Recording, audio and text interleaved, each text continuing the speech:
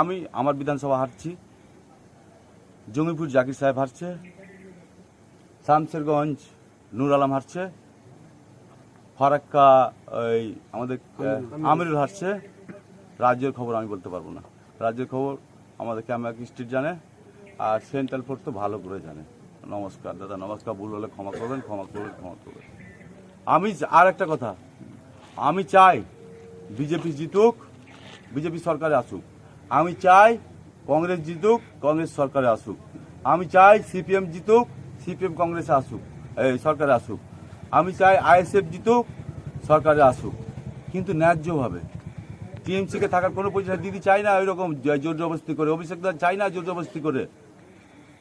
জোর জবরদস্তি লুটপাটি আমরা শিখিনি, আমাদেরকে ওটা শেখায়নি, ওটা আমাদেরকে শেখায়নি। দিদিও শেখায়নি, এবিদাও শেখায়নি। আমি এখন কলকাতা বেরাচ্ছি, কামাকি স্ট্রিট যাচ্ছি। এখন তো প্রশাসনিকরা তো ওদের হয়ে বলছে বিক্রি হয়ে গেছে। আর কত টাকায় বিক্রি হয়েছে আমি জিজ্ঞেস করলাম, তো আমি জিজ্ঞেস করলাম 50 লাখ, 1 কোটি।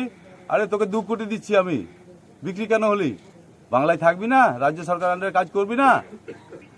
কে ছিল একটা কনস্টেবল না কি ছিল, ওনার ভিডিও আছে। আরেকটা অফিসার ছিল, ওনারও ভিডিও আছে। আইসি তো না সিআই, আইসি। আরেকটা ভদ্রলোক বলছে যে পরে এলো, উনি বলছেন আপনাকে প্রয়োজন মনে করি না, আমার বাংলার পুলিশ আমার পরিচয় দেওয়ার। ওনার বেশি দরকার আমার, যিনি বললেন আপনাকে পরিচয় দেওয়ার মনে করি না। আর কি বলবো, এই তো গল্প চলছে।